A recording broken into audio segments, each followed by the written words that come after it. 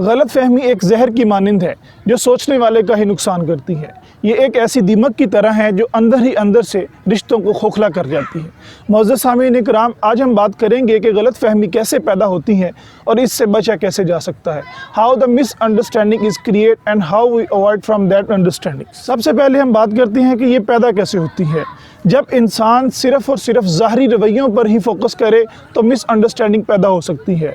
مثال کے طور پہ آپ نے سنا ہوگا کہ جو دکھائی دیتا ہے بعض اوقات ویسا نہیں ہوتا۔ اس کو ہم ایک مثال سے سمجھتے ہیں۔ یہ میری آپ بیتی ہے۔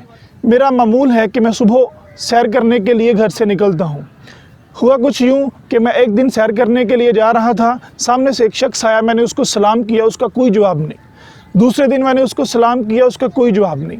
حتیٰ کہ ان کو میں نے ہفتہ پورا سلام کیا لیکن اس کا کوئی جواب نہ آیا، اور میرے دل میں ایک چیز پیدا ہو گئی اور میں نے کہا کہ یہ بندہ بڑا مغرور ہے، یہ بندہ بڑا انا پرست ہے جو کہ سلام کا جواب دینا بھی گوارا نہیں کرتا۔ لیکن کچھ دن گزرے اور اس شخص کو میں نے کسی دوسرے کے ساتھ بات کرتے ہوئے دیکھا تو وہ ہاتھ کے اشاروں سے بات کر رہا تھا۔ معلوم کرنے پر پتہ چلا کہ وہ نہ سن سکتا ہے نہ بول سکتا ہے۔ تو پھر میری کیا کیفیت ہوگی آپ خوب سمجھ سکتے ہیں۔ میں اندر ہی اندر سے نادم ہو گیا کہ میں ظاہری رویے پر فوکس کر رہا تھا کہ وہ میرے سلام کا جواب نہیں دیتا، اصل میں وہ سننے اور بولنے کی صلاحیت سے قاصر تھا۔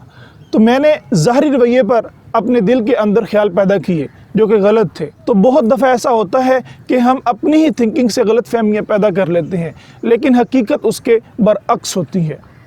اب ہم دیکھتے ہیں کہ اس سے بچا کیسے جائے۔ اس سے بچنے کا سب سے آسان طریقہ یہ ہے کہ تھنک پازیٹیو، مثبت سوچا جائے۔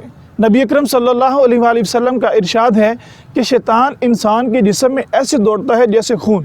اب آپ کو پتہ ہے کہ خون بھی جب سے زندگی شروع ہوئی ہے، جب ختم ہوگی، گردش کرتا رہتا ہے۔ شیطان بھی اسی طرح گردش کرتا ہے۔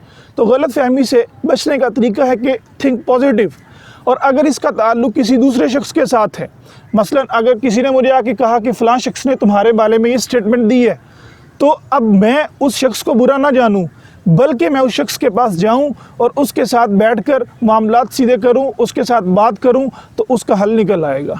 تو آپ کے رشتے موتیوں کی طرح ہیں، اور موتی اگر کیچڑ میں بھی گر جائے تو اس کی قیمت ہوتی ہے، اور جو غلط فہمی ہے یہ گرد کی طرح ہے، مٹی کی طرح ہے، یہ اگر آسمان پر بھی چڑھ جائے تو یہ بے قیمت ہے، یہ ناکارہ ہے۔ اپنے رشتوں کا خیال رکھیے، اپنا خیال رکھیے۔ اللہ حافظ۔